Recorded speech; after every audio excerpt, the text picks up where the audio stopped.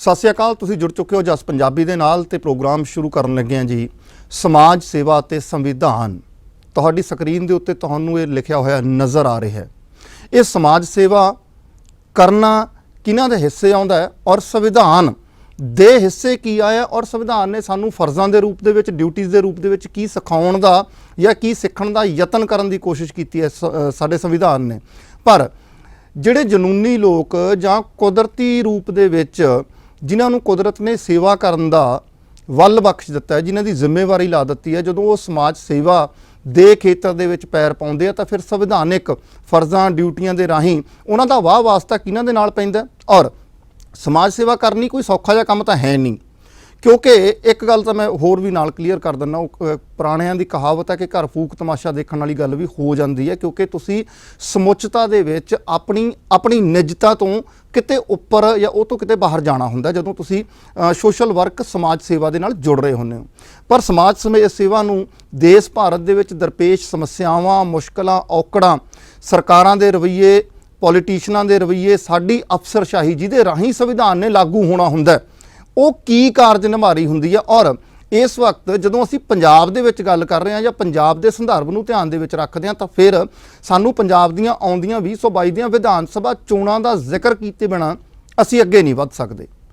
ਉਹ ਇਸ ਕਰਕੇ ਕਿ ਬੜੇ ਦੁੱਖ ਨਾਲ ਕਹਿਣਾ ਪੈ ਰਿਹਾ ਕਿ ਸਾਡੇ ਦੇਸ਼ ਦਾ ਉਹ ਹਿੱਸਾ, ਉਹ ਨਾਗਰਿਕ ਜਿਨ੍ਹਾਂ ਦੇ ਉੱਤੇ ਕੁਦਰਤੀ ਮਾਰ ਪੈ ਗਈ, ਚਾਹੇ ਫਿਜ਼ੀਕਲ ਡਿਸਆਰਡਰ ਆਇਆ ਚਾਹੇ ਮੈਂਟਲ ਡਿਸਆਰਡਰ ਆਇਆ, ਉਹਨਾਂ ਨੂੰ ਪਰ ਸਾਡੀ ਸੰਵਿਧਾਨਕ ਡਿਊਟੀਆਂ ਔਰ ਫਰਜ਼ਾਂ ਦੇ ਵਿਚਾਲੇ ਉਹਨਾਂ ਦੀ ਸੇਵਾ ਸੰਭਾਲ ਲਈ ਸਰਕਾਰਾਂ ਦਾ ਕੀ ਰੋਲ ਹੈ, ਇਹ ਉਹਨਾਂ ਤੋਂ ਬਿਹਤਰ ਕੋਈ ਨਹੀਂ ਦੱਸ ਸਕਦਾ ਜਿਹੜੇ ਇਸ ਸਾਰੀ ਪ੍ਰਕਿਰਿਆ ਦੇ ਵਿੱਚੋਂ ਗੁਜ਼ਰਦੇ ਨੇ। ਆਓ ਤਾਂ ਪਹਿਲਾਂ ਅੱਜ ਸਵਾਗਤ ਕਰਦੇ ਹਾਂ ਪ੍ਰਭ ਆਸਰਾ ਨਿਆਸਰਿਆਂ ਦਾ ਘਰ ਸੰਸਥਾ ਦੇ ਮੁਖੀ ਔਰ ਮੁੱਖ ਸੇਵਾਦਾਰ ਸਰਦਾਰ ਸ਼ਮਸ਼ੇਰ ਸਿੰਘ ਹੋਰਾਂ ਦਾ। ਸਰਦਾਰ ਜੀ ਬਹੁਤ ਸਵਾਗਤ ਹੈ, ਜੀ ਆਇਆਂ। ਬਹੁਤ ਬਹੁਤ ਧੰਨਵਾਦ ਜੀ। ਸਮੂਹ ਸਰੋਤਿਆਂ ਨੂੰ ਪ੍ਰੇਮ ਭਰੀ ਸਤਿ ਸ੍ਰੀ ਅਕਾਲ। ਚੋਣਾਂ ਆ ਗਈਆਂ ਨੇ, ਚੋਣਾਂ ਚੱਲ ਰਹੀਆਂ ਨੇ। ਹਰ 25 ਸਾਲੀ ਆਪਾਂ ਕਿਸੇ ਨਾ ਕਿਸੇ ਚੋਣਾਂ ਦੇ ਪੜਾਅ 'ਤੇ ਹੁੰਦੇ ਹਾਂ, ਚਾਹੇ ਸੂਬੇ ਦੀਆਂ ਨੇ ਚਾਹੇ ਭਾਰਤ ਸਰਕਾਰ ਦੀਆਂ ਨੇ। ਪਰ ਦੋਵਾਂ ਪਾਸੇ ਸਾਡੇ ਕੋਲੇ ਵਿਚਾਲੇ ਇੱਕ ਸੰਵਿਧਾਨ ਪਿਆ, ਦੋਨਾਂ ਪਾਸੇ, ਉਹ ਸੂਬਿਆਂ ਦੀ ਸਰਕਾਰ ਕੋਲੇ ਵੀ ਤੇ ਉਧਰ ਵੀ। ਸੰਵਿਧਾਨ ਔਰ ਸਮਾਜ ਸੇਵਾ ਅੜਿੱਕਾ ਕਿੱਥੇ ਜਿਹਾ ਆਉਂਦਾ? ਮੈਨੂੰ ਤਾਂ ਲੱਗਦਾ ਆਮ ਲੋਕਾਂ ਨੂੰ ਤਾਂ ਐਂ ਲੱਗਦਾ ਕਿ ਫਲਾਣੇ ਬੰਦੇ ਨੇ ਚਲੋ ਇੱਕ ਨਿਆਸਰਿਆਂ ਦਾ ਘਰ ਖੋਲ੍ਹਿਆ ਤੇ ਸ਼ਾਇਦ ਬੜੇ ਸੌਖੇ ਤਰੀਕੇ ਨਾਲੇ ਸਾਂਭਦੇ ਹੋਣਗੇ, ਲੋਕ ਇਹਨੂੰ ਫੰਡ ਵੀ ਦੇ ਦਿੰਦੇ ਹੋਣਗੇ, ਠੀਕ ਹੈ, ਤੇ ਇਹ ਬੰਦੇ ਸੇਵਾ ਨਿਭਾਉਂਦੇ ਹੋਣਗੇ। ਪਰ ਸੇਵਾ ਨਿਭਾਉਣੀ ਕਿੰਨੀ ਕੁ ਸੌਖੀ ਹੈ ਜੀ ਇਹ ਅੱਜ ਦੇ ਸਮੇਂ 'ਚ? ਦੇਖੋ, ਤੁਸੀਂ ਬੜਾ ਵਧੀਆ ਇਹ ਸੰਵਿਧਾਨ ਤੇ ਸੇਵਾ, ਜਿਹੜੀ ਸਮਾਜ ਸੇਵਾ ਦੀ ਗੱਲ ਕਰਦੇ, ਸੰਵਿਧਾਨ ਦੁਆਰਾ ਸੰਭਾਲਣਾ ਹੁੰਦਾ ਨਾਗਰਿਕ ਨੂੰ ਜੀ। ਪਰ ਪਾਵਰਾਂ ਕਿਹਨਾਂ ਕੋਲ ਹੁੰਦੀਆਂ?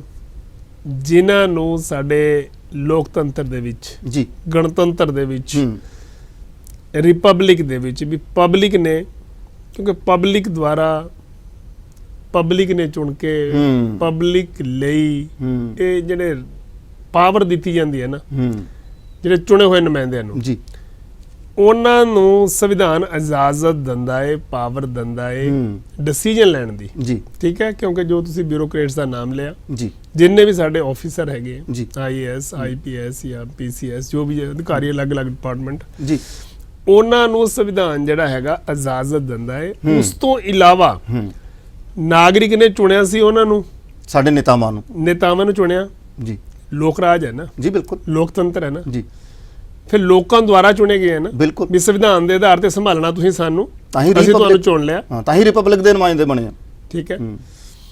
ਤੇ ਮੈਨੂੰ ਤਾਂ ਬੜੀ ਹੈਰਾਨੀ ਹੁੰਦੀ ਹੈ ਜਦੋਂ ਉੱਥੇ ਲਾਈਕ ਜਿਸ ਵੇਲੇ ਖੁਸ਼ੀਆਂ ਮਨਾਈਆਂ ਜਾਂਦੀਆਂ ਨਾ ਵੀ ਸਾਡਾ ਅੱਜ ਗਣਤੰਤਰ ਦਿਵਸ ਹੈ ਜੀ ਜੀ, ਤੇ ਸਾਡੇ ਬਜ਼ੁਰਗ ਜਦੋਂ ਵਿੱਚ ਪਏ, ਜਿਹੜੇ ਅਵੇਅਰ ਹੈ, ਜਿਹੜੇ ਕਿ ਪੜ੍ਹੇ ਲਿਖੇ ਪਰ ਹਾਲਾਤਾਂ ਨੇ, ਤੁਸੀਂ ਕਿਹਾ ਕੁਦਰਤ ਦੀ ਮਾਰ ਜੀ, ਮੇਰਾ ਮੰਨਣਾ ਹੈ ਤੁਹਾਡੀਆਂ ਭਾਵਨਾਵਾਂ ਵੀ ਬਿਲਕੁਲ ਹੋਰ ਹੈ, ਮੈਨੂੰ ਸਮਝਦਾ ਹੈ ਕਿ ਪਰ ਸ਼ਬਦਾਂ ਵਿੱਚ ਨਹੀਂ ਆਉਂਦੀਆਂ ਜੀ, ਬਿਲਕੁਲ ਜੀ।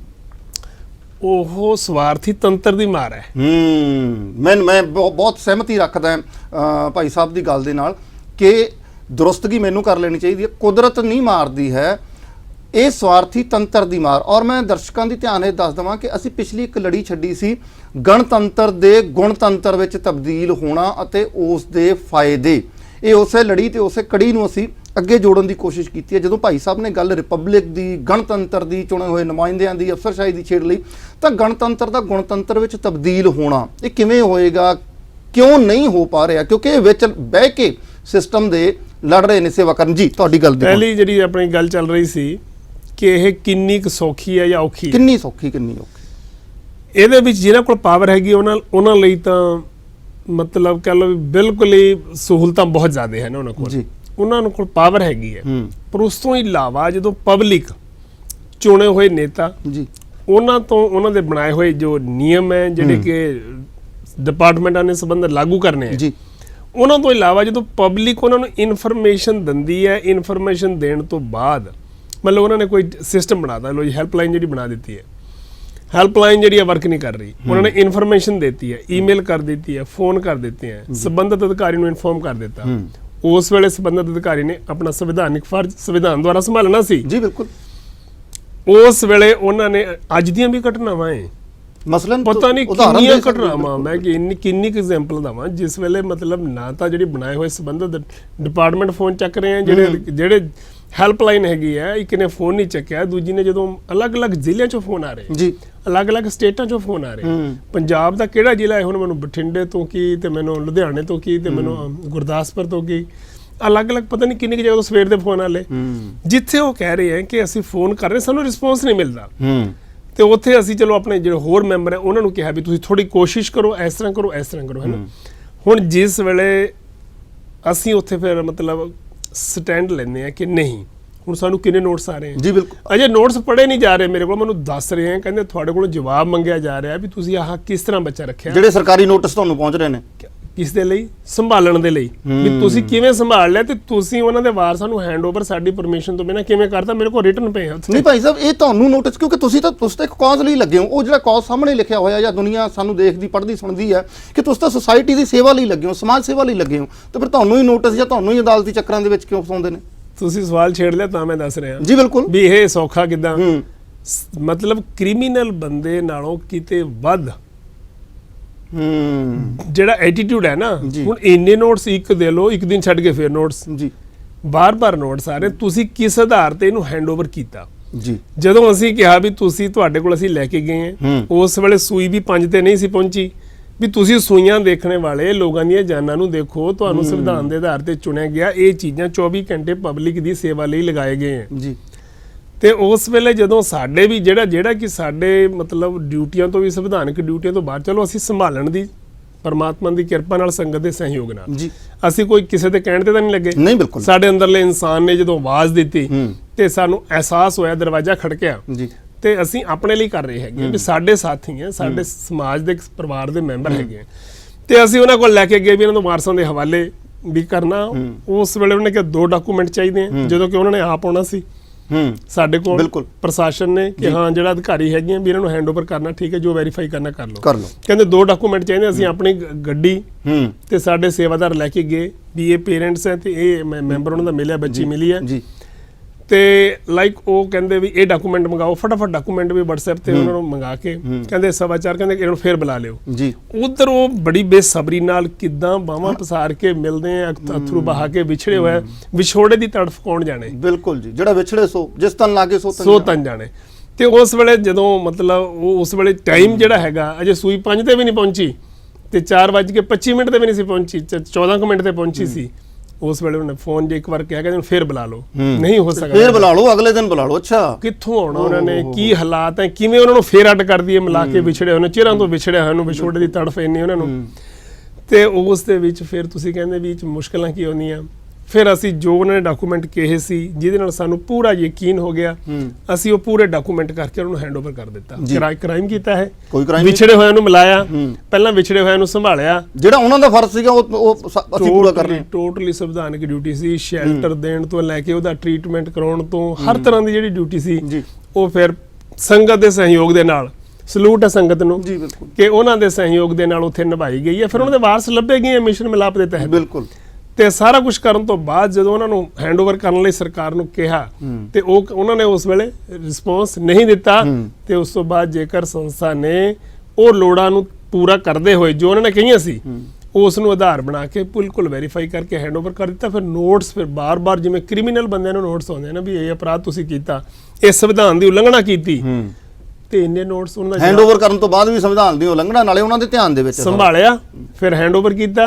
ਹੈਂਡਓਵਰ ਕਰਨ ਤੋਂ ਪਹਿਲਾਂ ਸਾਰੀ ਕੋਸ਼ਿਸ਼ ਕਰ ਲਈ, ਜਿਸ ਵੇਲੇ ਸੰਵਿਧਾਨ ਦੇ ਰਖਵਾਲੇ ਸੰਵਿਧਾਨ ਨੂੰ ਛਿੱਕੇ ਟੰਗ ਦੇਣ, ਤੇ ਫਿਰ ਨਾਗਰਿਕ ਜਦੋਂ ਕੋਸ਼ਿਸ਼ ਕਰਦਾ ਹੈ ਆਪਣੇ ਨਾਗਰਿਕ ਨੂੰ, ਆਪਣੇ ਸਾਥੀ ਨੂੰ ਬਚਾਉਣ ਦੀ, ਤੇ ਉਸ ਵੇਲੇ ਸੰਵਿਧਾਨ ਚੇਤੇ ਆ ਜਾਂਦਾ ਹੈ।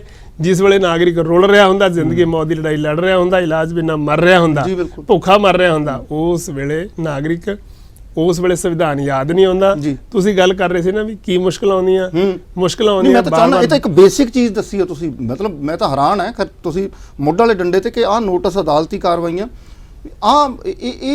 ਇਹ ਹਾਲ ਸਾਡੇ ਤੰਤਰ ਨੇ ਕਰ ਦਿੱਤਾ ਹੈ, ਤੰਤਰ ਨੇ ਲੋਕਤੰਤਰ ਦਾ ਇਹ ਹਾਲ ਕਰ ਦਿੱਤਾ ਕਿ ਜਿਹੜੇ ਆਪਣੇ ਪੱਧਰ ਦੇ ਉੱਤੇ ਫਰਜ਼ ਨਿਭਾ ਰਹੇ ਨੇ, ਜਿਹੜੇ ਤੁਹਾਡੀਆਂ ਡਿਊਟੀਆਂ ਬਣਦੀਆਂ ਸੀ, ਉਹਨਾਂ ਨੂੰ ਇਸ ਤਰੀਕੇ ਨਾਲ ਜੇ ਉਹ ਹਰਾਸਮੈਂਟ, ਅੰਗਰੇਜ਼ੀ ਦਾ ਸ਼ਬਦ ਜੇ ਉਹ ਕਰੋਗੇ ਤਾਂ ਫਿਰ ਬਈ ਕੌਣ ਹੀਲਾ ਕਰੇਗਾ। ਸਲੂਟ ਹੈ ਇਹੋ ਜਿਹੇ ਸੱਜਣਾ ਔਰ ਇਹੋ ਜਿਹੇ ਸੰਸਥਾਵਾਂ ਨੂੰ, ਇਹੋ ਜਿਹੇ ਅਦਾਰਿਆਂ ਨੂੰ ਜਿਹੜੇ ਲੱਗੇ ਹੋਏ ਆ ਜੀ। ਮੁਸ਼ਕਲਾਂ ਦੇ ਇਸ ਦੌਰ ਦੇ ਇਹਨੂੰ ਪਿੰਨੇ ਨੂੰ ਉਧੜਨ ਦੀ ਹੁਣ ਆਪਾਂ ਮੁਸ਼ਕਲਾਂ ਤਾਂ ਇਹ ਹੁੰਦੀ ਹੈ ਵੀ ਆਪਣੇ ਸਾਥੀ ਨੂੰ ਨਜ਼ਰਅੰਦਾਜ਼ ਕਰਨਾ ਸਾਡੇ ਲਈ ਮੁਸ਼ਕਲ ਹੁੰਦਾ ਹੈ, ਕਿਉਂਕਿ ਸਾਡੇ ਲਈ ਸੰਵਿਧਾਨ ਕੁਦਰਤ ਜਿਹੜੀ ਹੈ ਨਾ, ਕੁਦਰਤ ਕੇ ਸਭ ਬੰਦੇ ਹੈ ਨਾ, ਇਹ ਕੁਦਰਤ ਦਾ ਜਿਹੜਾ ਸੰਵਿਧਾਨ ਹੈਗਾ ਹੈ, ਉਸ ਦੇ ਵਿੱਚ ਇਹ ਸੰਵਿਧਾਨ ਜਿਹੜਾ ਹੈਗਾ ਸਾਡਾ, ਅਸੀਂ ਇਹਦੀ ਰਿਸਪੈਕਟ ਕਰਦੇ ਹਾਂ ਬਹੁਤ, ਪਰ ਸੰਵਿਧਾਨ ਜਿਸ ਵੇਲੇ ਸਾਨੂੰ ਕਹੇ ਕਿ ਤੁਸੀਂ ਕਰ ਨਹੀਂ ਸਕਦੇ ਇਹ, ਤੇ ਉਸ ਵੇਲੇ ਨਾਗਰਿਕ ਦੀ ਜਾਨ ਜਾ ਰਹੀ ਹੋਵੇ ਤੇ ਨਾਗਰਿਕ ਦੀ ਸਮੱਸਿਆ ਵੱਧ ਰਹੀ ਹੋਵੇ, ਤੇ ਨਾਗਰਿਕ ਮਤਲਬ ਸਾਰੇ ਜਦੋਂ ਰਸਤੇ ਚੈਨਲ ਐਗਜ਼ੌਸਟ ਕਰਨ ਤੋਂ ਬਾਅਦ ਵੀ ਕੋਈ ਸੋਲੂਸ਼ਨ ਨਾ ਮਿਲੇ, ਫਿਰ ਜਿਹੜਾ ਸਵਾਲ ਹੁੰਦਾ ਨਾ ਵੀ ਹੁਣ ਸੰਵਿਧਾਨ ਨੂੰ ਬਚਾਉਣਾ ਹੈ ਕਿ ਨਾਗਰਿਕ ਨੂੰ ਬਚਾਉਣਾ ਹੈ, ਉਦੋਂ ਫਿਰ ਉਸ ਵੇਲੇ ਸਵਾਲ ਹੁੰਦਾ ਹੈ। ਉਸ ਵੇਲੇ ਅੰਦਰਲਾ ਇਨਸਾਨ ਕਹਿੰਦਾ ਨਹੀਂ, ਇਹ ਸੰਵਿਧਾਨ ਹੀ ਹੈ ਕਿ ਨਾਗਰਿਕ ਨੂੰ ਬਚਾਉਣਾ ਹੈ, ਇਹ ਕੁਦਰਤ ਦਾ ਸੰਵਿਧਾਨ, ਕੁਦਰਤ ਕੇ ਸਭ ਬੰਦੇ ਜਿਹੜੇ ਨਾ ਸਿਰਜਣਹਾਰ ਦਾ ਸੰਵਿਧਾਨ ਹੈ। ਇਸੇ ਕਰਕੇ ਉਸ ਮਾਲਕ ਦੇ ਸੰਵਿਧਾਨ ਨੂੰ ਮੰਨਣ ਵਾਲਿਆਂ ਨੂੰ ਸੂਲੀਆਂ ਤੇ ਚੜਾਇਆ, ਇਸੇ ਕਰਕੇ ਇਸ ਸੰਵਿਧਾਨ ਨੂੰ ਮੰਨਣ ਵਾਲੇ ਬਾਬਰ ਦੀਆਂ ਜੇਲ੍ਹਾਂ ਦੇ ਵਿੱਚ ਸੱਚ ਨੂੰ ਗਾਉਣਾ ਪਿਆ।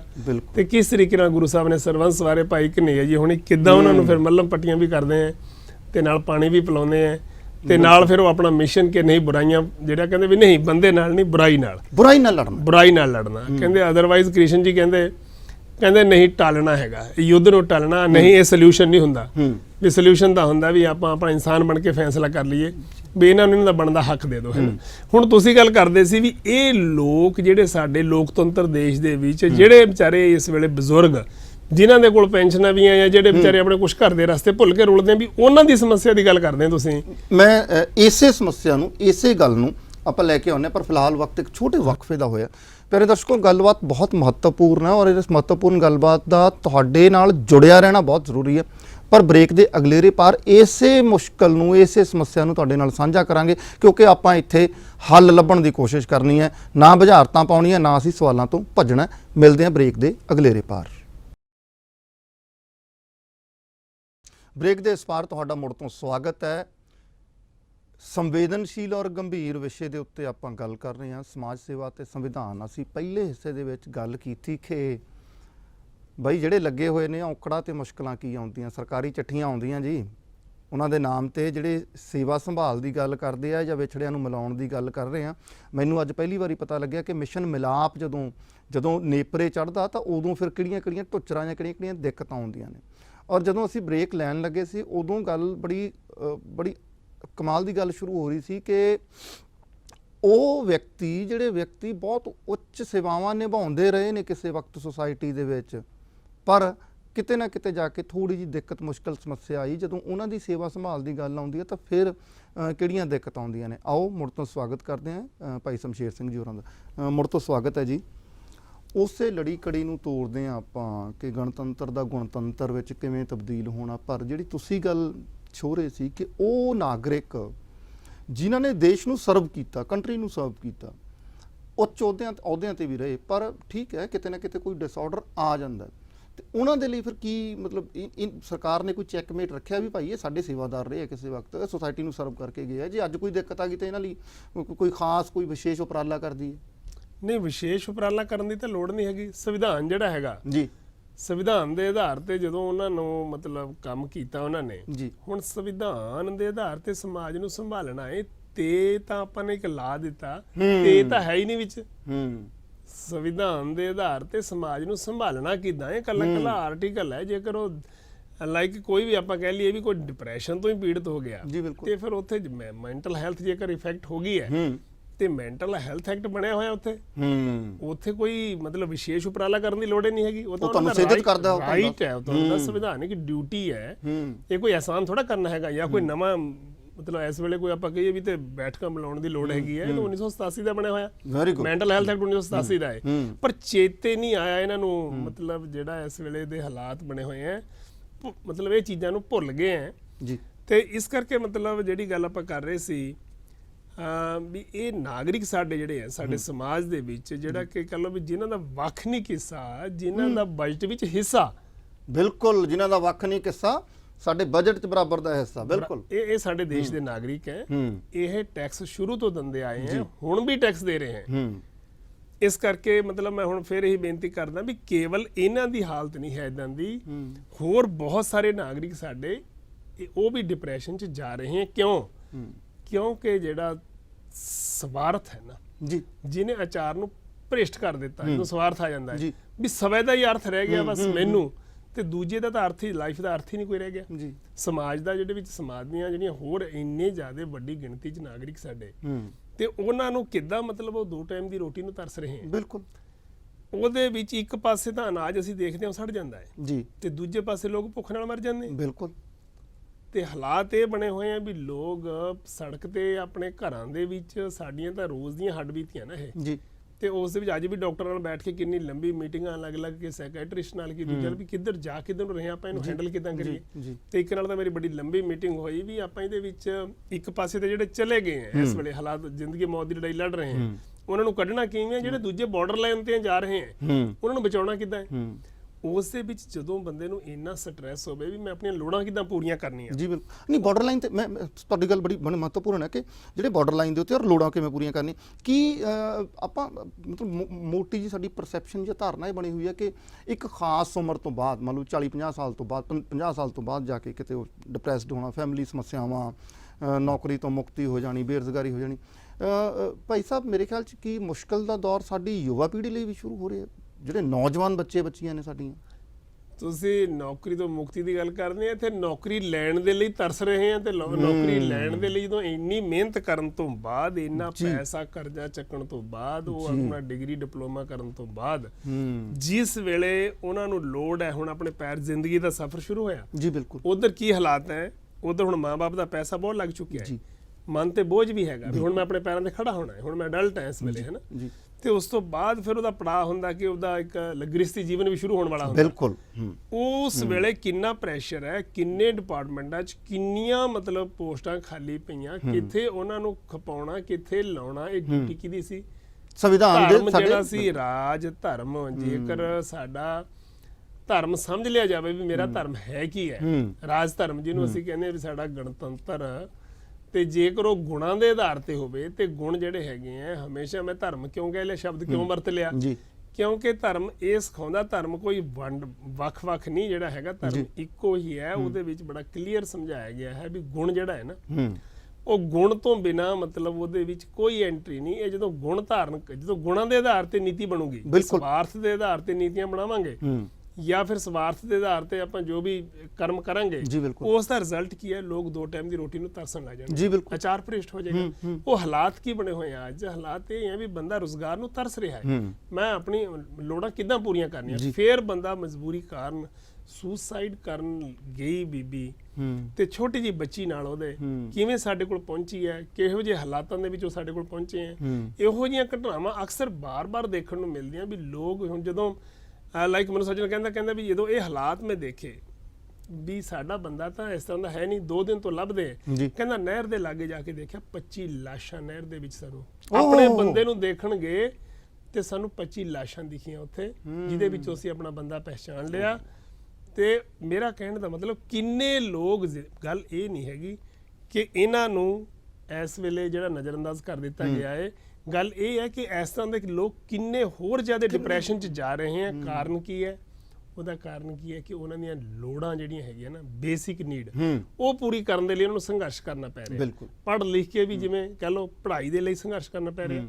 ਉਸ ਤੋਂ ਬਾਅਦ ਜੇ ਕੋਈ ਹੈਲਥ ਦੀ ਪ੍ਰੋਬਲਮ ਆਉਂਦੀ ਹੈ, ਉਹਦੇ ਵਿੱਚ ਕੀ ਉਹਨਾਂ ਨਾਲ ਬੀਤਦਾ ਹੈਗਾ, ਤੁਸੀਂ ਸਾਰੇ ਜਾਣਦੇ ਆ। ਤੇ ਜਿਹੜੇ ਕਿ ਸੇਵਾਵਾਂ ਨਿਭਾ ਰਹੇ ਆ, ਉਹਨਾਂ ਅਫਸਰਾਂ ਨੂੰ ਸਲੂਟ ਹੈ।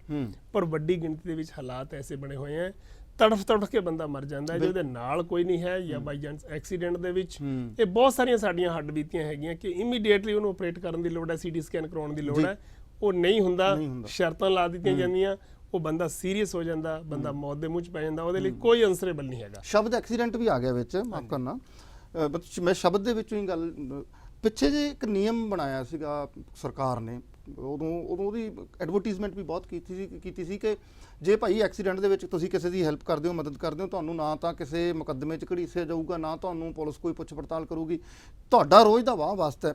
ਕੀ ਉਹ ਜ਼ਮੀਨੀ ਹਕੀਕਤ ਬਦਲੀ ਹੈ ਕਿ ਨਹੀਂ ਬਦਲੀ ਹੈ? ਮਤਲਬ ਐਕਸੀਡੈਂਟ ਦੇ ਬਦਲੇ ਕਿਸੇ ਦੀ ਸੇਵਾ ਸੰਭਾਲ ਕਰਦੇ ਹਾਂ ਆਪਾਂ, ਕੀ ਹੁਣ ਵੀ ਉਹੀ ਪੁੱਛ ਪੜਤਾਲ ਪੁੱਛ ਗਿੱਛ ਜਾਂ ਤੁਹਾਡੇ ਉੱਤੇ ਸਵਾਲੀਆ ਨਿਸ਼ਾਨ ਲੱਗਦਾ ਹੈ? ਇਹਦੇ ਕਈ ਪੱਖ ਹੈ ਇਸ ਗੱਲ ਦੇ ਜੀ। ਇਹ ਡਿਪੈਂਡ ਕਰਦਾ ਹੈ ਉਸ ਡਾਕਟਰ ਦੇ ਉੱਤੇ। ਤੇ ਜਿਸ ਵੇਲੇ ਅਸੀਂ ਲੜਕੀ ਨੂੰ ਚੱਕ ਕੇ ਲੈ ਗਏ ਜੀ, ਕੁਝ ਦੇਰ ਦੀ ਗੱਲ ਹੈਗੀ ਹੈ, ਤੇ 8 ਵਜੇ ਸਵੇਰ ਦਾ ਟਾਈਮ ਸੀ ਜੀ, ਤੇ ਉਸ ਵੇਲੇ ਡਾਕਟਰ ਨੇ, ਜਦੋਂ ਮੈਂ 9 ਵਜੇ ਪੁੱਛਿਆ ਮੈਂ ਕਿਹਾ ਉਸ ਲੜਕੀ ਦਾ ਹਾਲ ਕੀ ਹੈ, ਕਹਿੰਦੇ ਜੀ ਡਾਕਟਰ ਕਹਿੰਦਾ ਤੁਸੀਂ ਪੁਲਿਸ ਨੂੰ ਇਨਫੋਰਮੇਸ਼ਨ ਦਿਓ। ਓਕੇ। ਉਹ 9 ਵਜੇ ਤੱਕ ਲੜਕੀ ਨਹੀਂ ਦੇਖੀ ਗਈ, ਫਿਰ ਮੈਨੂੰ ਹਸਪੀਟਲ ਜਾਣਾ ਪਿਆ, ਤੇ ਫਿਰ ਮੈਨੂੰ ਥੋੜਾ ਜਿਹਾ ਸਖਤੀ ਨਾਲ ਉਹਨੂੰ ਪੁੱਛਣਾ ਪਿਆ ਵੀ ਕਿਹੜਾ ਕਾਨੂੰਨ ਹੈ ਜੀ ਤੁਸੀਂ ਪਾਲਣਾ ਕਰ ਰਹੇ ਹੋ, ਜਿਹਦੀ ਭੇਟ ਤੁਸੀਂ ਇਸ ਲੜਕੀ ਨੂੰ ਚੜਾ ਰਹੇ ਹੋ। ਤੇ ਉਸ ਵੇਲੇ ਉਹਨਾਂ ਨੇ ਬਿਨਾਂ ਦੇਰੀ ਚਲੋ ਉਹਦਾ ਟ੍ਰੀਟਮੈਂਟ ਸ਼ੁਰੂ ਕੀਤਾ। ਲੜਕੀ ਥੋੜੀ ਸੈਮੀ ਕੌਨਸ਼ੀਅਸ ਸੀ, ਥੋੜੀ ਹੋਸ਼ ਵਿੱਚ ਆਉਣਾ ਸ਼ੁਰੂ ਹੋਈ। ਰਾਤ ਨੂੰ ਉਹਦੇ ਨਾਲ ਕੀ ਬੀਤੇ, 18 ਸਾਲ ਦੀ ਲੜਕੀ ਸੀ, ਤੇ ਇਸ ਵੇਲੇ ਵੀ ਉਹਦੀ ਰਿਫਲੈਕਸ਼ਨ ਹੈਗੀ ਹੈ। ਸਾਡੇ ਬਹੁਤ ਹੀ ਸਤਿਕਾਰਯੋਗ ਸਰੋਤੇ ਜਿਹੜੇ ਬਹੁਤ ਅਵੇਅਰ ਹੈ ਸੁਣ ਰਹੇ ਹੋਣਗੇ, ਕਈ ਜਗ੍ਹਾ ਤੇ ਨਹੀਂ ਪੁੱਛਿਆ ਜਾਂਦਾ। ਉਸ ਦਾ ਦੂਜਾ ਪੱਖ ਕੀ ਹੈ, ਪੁੱਛਿਆ ਤੇ ਨਹੀਂ ਗਿਆ, ਤੁਸੀਂ ਹਸਪਤਾਲ ਛੱਡ ਦਿੱਤਾ, ਪਰ ਉੱਥੇ ਕੀ ਉਹਨੂੰ ਯਕੀਨੀ ਬਣਾਇਆ ਗਿਆ ਕਿ ਉਸਨੂੰ ਇਮੀਡੀਏਟਲੀ ਜਿਹੜਾ ਟ੍ਰੀਟਮੈਂਟ ਲੋੜ ਹੈ, ਉਹਦੇ ਟੈਸਟ ਕਰਾਉਣ ਦੀ ਲੋੜ ਹੈ। ਉਹ ਕੰਮ ਹੋਇਆ ਜਿਸ ਪਰਪਸ ਲਈ ਕਾਨੂੰਨ ਬਣਿਆ ਹੈ, ਇੰਸਟਰਕਸ਼ਨ ਦਿੱਤੀ ਹੈ ਸੁਪਰੀਮ ਕੋਰਟ ਨੇ ਦੇਤੀ ਜੀ। ਸਾਡੇ ਆਨਰੇਬਲ ਜੱਜ ਸਾਹਿਬ ਨੇ ਬੜਾ ਮਹਿਸੂਸ ਕੀਤਾ ਕਿ ਬਿਨਾਂ ਸ਼ਰਤ ਮਤਲਬ ਜਿਹੜਾ ਹੈਗਾ ਉਹ ਉਸ ਨੂੰ ਸ਼ਿਫਟ ਕੀਤਾ ਜਾ ਸਕੇ, ਵੀ ਕੋਈ ਹੈਜ਼ਿਟੇਟ ਨਾ ਕਰੇ। ਪਰ ਕਾਹਦੇ ਵਾਸਤੇ ਸ਼ਿਫਟ ਕਰਨਾ ਸੀ? ਬਚਾਉਣ ਵਾਸਤੇ। ਤੇ ਉਹਦਾ ਇਮੀਡੀਏਟਲੀ ਉੱਥੇ ਡਾਇਗਨੋਸ ਕਰਕੇ ਟ੍ਰੀਟਮੈਂਟ ਤੇ ਪਾਉਣਾ ਸੀ। ਬਹੁਤ ਬੰਦੇ ਜਿਹਨਾਂ ਨੂੰ ਅਸੀਂ ਵੀ ਚੱਕ ਕੇ ਲੈ ਕੇ ਗਏ ਹਾਂ, ਕਿੰਨੇ ਕੇਸ ਹੈ ਇਦਾਂ ਦੇ, ਤੇ ਉਸ ਵੇਲੇ ਕੌਣ ਇਹਦੇ ਨਾਲ ਨਹੀਂ ਹੈਗਾ? ਮੈਂ ਕਿਹਾ ਨਹੀਂ ਅਸੀਂ ਹੈਗੇ, ਮੇਰੇ ਸਾਹਮਣੇ ਕਿੰਨੇ ਲੋਕਾਂ ਦੀ ਡੈਥ ਹੋਈ ਹੈ, ਕਾਰਨ ਕੀ ਹੈ? ਮੈਂ ਕਿਹਾ ਇਹਦੀ ਡੈਥ ਕਿੱਦਾਂ ਹੋਈ ਹੈ? ਕਹਿੰਦੇ ਸੀਟੀ ਸਕੈਨ ਕਰਾਉਣਾ ਸੀ ਤੇ ਨਾਲ ਨਹੀਂ ਕੋਈ ਹੈਗਾ। ਤੇ ਕਰਾਉਣਾ ਕੀ ਨਹੀਂ ਹੈ? ਉਸੇ ਸੰਸਥਾ ਨੇ ਕਰਾਉਣਾ ਜਿੱਥੇ ਲੈ ਕੇ ਗਏ ਅਸੀਂ। ਅਧੂਰਾ ਸੰਵਿਧਾਨ ਹੈ ਨਾ। ਮਤਲਬ ਉਹਨੂੰ ਲਾਗੂ ਕਰਨ ਦੇ ਵਿੱਚ ਜਿਹੜੀ ਚੋਰ ਮੋਰੀ ਹੈ ਨਾ। ਜੇਕਰ ਉੱਥੇ ਜਾਣ ਤੋਂ ਬਾਅਦ ਚੱਕ ਕੇ ਤਾਂ ਲੈ ਗਏ, ਬਿਲਕੁਲ ਉਹਨੂੰ ਬਚਾਉਣ ਦੇ ਲਈ, ਟ੍ਰੀਟਮੈਂਟ ਦੇ ਲਈ, ਜੇ ਟ੍ਰੀਟਮੈਂਟ ਨਹੀਂ ਹੋਇਆ ਤੇ ਫਿਰ ਐਕਸ਼ਨ ਹੋਣਾ ਚਾਹੀਦਾ ਕਿ ਨਹੀਂ ਹੋਣਾ ਚਾਹੀਦਾ? ਹੋਏਗਾ ਕੀ?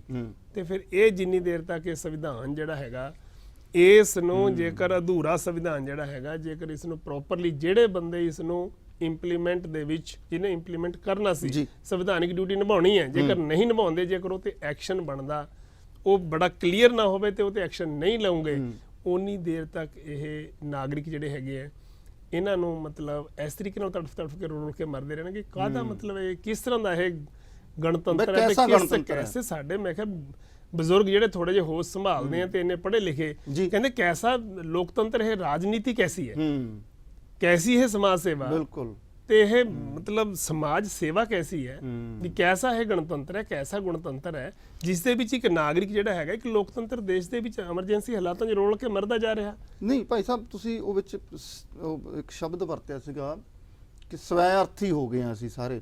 ਇਹਦਾ ਮਤਲਬ ਕਿ ਜੇ ਇਹ ਸਾਰੇ ਆਰਟੀਕਲ ਲਾਗੂ ਨਹੀਂ ਹੋ ਪਾਉਂਦੇ, ਡਿਊਟੀਆਂ ਫਰਜ਼ਾਂ ਦੇ ਵਿੱਚੋਂ ਲੰਘਦੇ, ਅਸੀਂ ਉਸ ਨੂੰ ਲਾਗੂ ਨਹੀਂ ਕਰ ਪਾ ਰਹੇ, ਇਹਦਾ ਮਤਲਬ ਤਾਂ ਫਿਰ ਨੀਤ ਦੀ ਕਮੀ ਹੈ, ਇਹਨਾਂ ਦੀ ਰਾਜਨੀਤੀ ਜਾਂ ਇਹਨਾਂ ਦੀ ਰਾਜ ਕਰਨ ਦੀ ਨੀਅਤ ਉਹ ਗਲਤ ਹੈ। ਕਿਉਂਕਿ ਜੇ ਮੇਰੇ ਖਿਆਲ 'ਚ ਰਾਜਨੇਤਾ ਸਹੀ ਹੋਣਗੇ, ਉੱਪਰੋਂ ਪੋਲੀਟੀਕਲ ਸਿਸਟਮ ਠੀਕ ਹੋਏਗਾ, ਤਾਂ ਅਫਸਰਸ਼ਾਹੀ ਵੀ ਉਹਦਾ ਡੰਡਾ ਮੰਨ ਕੇ ਆਪਣੇ ਫਰਜ਼ ਪੂਰੇ ਕਰੇਗਾ ਜੀ। ਨਹੀਂ ਕਰਦੇ ਨਹੀਂ ਉਹਨਾਂ ਦੇ ਜੋ ਕਹਿੰਦੇ, ਜੇ ਅੱਧੀ ਰਾਤ ਨੂੰ ਕਹਿੰਦੇ ਕੁਝ ਨਹੀਂ ਕਰਦੇ, ਜੇ ਉਹ ਕਹਿੰਦੇ ਕੱਲ ਨੂੰ ਆਹ ਕੰਮ ਹੋਣਾ ਚਾਹੀਦਾ ਨਹੀਂ ਕਰਦੇ, ਜੇ ਉਹ ਕਹਿੰਦੇ ਉਹ ਨੰਗਣਾ ਸੀ ਸਵੇਰੇ ਤੇ ਨੰਗੇ ਨਹੀਂ ਸਵੇਰ ਨੂੰ, ਕੀ ਰਾਤ ਤੱਕ ਨਹੀਂ ਖੜਦੇ? ਬਿਲਕੁਲ। ਤੇ ਕਿਉਂ ਸਭ ਕੁਝ ਕਰਦੇ ਆ, ਕਿ ਨਹੀਂ ਕਰਦੇ? ਮਤਲਬ ਜੋ ਉਹ ਚਾਹੁੰਦੇ ਆ ਜੀ, ਜੇ ਨੀਅਤ ਅੱਛੀ ਹੈ ਤਾਂ ਨੀਤੀ ਅੱਛੀ ਹੋਊਗੀ ਜੀ। ਬਿਲਕੁਲ। ਇਸ ਕਰਕੇ ਮਤਲਬ ਨਾਗਰਿਕ ਦੀ ਜਗ੍ਹਾ ਖੜ ਕੇ ਸੋਚਣਾ ਕਿਉਂ, ਕਿਉਂਕਿ ਜਦੋਂ ਆਪਾਂ ਰਿਪਬਲਿਕ ਕਹਿੰਦੇ ਆ, ਜਦੋਂ ਪਬਲਿਕ ਦਾ ਰਾਜ ਹੈ, ਪਬਲਿਕ ਦੁਆਰਾ ਚੁਣੇ ਗਏ ਨੇਤਾ ਦਾ ਰਾਜ ਹੈ, ਪਬਲਿਕ ਦੇ ਲਈ ਰਾਜ ਹੈਗਾ, ਤੇ ਫਿਰ ਪਬਲਿਕ 2 ਟਾਈਮ ਦੀ ਰੋਟੀ ਨੂੰ ਕਿਉਂ ਤਰਸਣ ਲੱਗੀ? ਪਬਲਿਕ ਫਿਰ ਹਸਪੀਟਲਾਂ ਵਿੱਚ ਜਾ ਕੇ ਵੀ ਬਿਨਾਂ ਇਲਾਜ ਤੋਂ ਕਿਉਂ ਮਰਨ ਲੱਗੀ? ਪਬਲਿਕ ਫਿਰ ਅੱਜ ਐਜੂਕੇਸ਼ਨ ਨੂੰ ਮੈਰੀ ਨੂੰ ਕਿਉਂ ਤਰਸਣ ਲੱਗੀ? ਪਬਲਿਕ ਅੱਜ ਰੁਜ਼ਗਾਰ ਦੇ ਲਈ ਦਰ-ਦਰ ਕਿਉਂ ਭਟਕਣ ਲੱਗੀ? ਸਾਨੂੰ MBA ਵਾਲੇ ਬੱਚੇ ਆ ਕੇ ਕਹਿੰਦੇ ਸਾਨੂੰ ਗੇਟ ਤੇ ਰੱਖ ਲਓ। ਅੱਛਾ, ਇਹ ਲੈਵਲ ਪਹੁੰਚ ਗਿਆ। ਡਿਪਰੈਸ਼ਨ ਚ ਗਏ ਹੋਏ, ਘਰਾਂ ਤੋਂ ਕੱਢ ਕੇ ਲਿਆਂਦੇ, ਤੇ ਉਹਨਾਂ ਨੂੰ ਦੁਬਾਰਾ ਫੇਰ ਮਤਲਬ ਉਹਨਾਂ ਦੇ ਚਿਹਰੇ ਨਹੀਂ ਦੇਖੇ ਜਾ ਰਹੇ।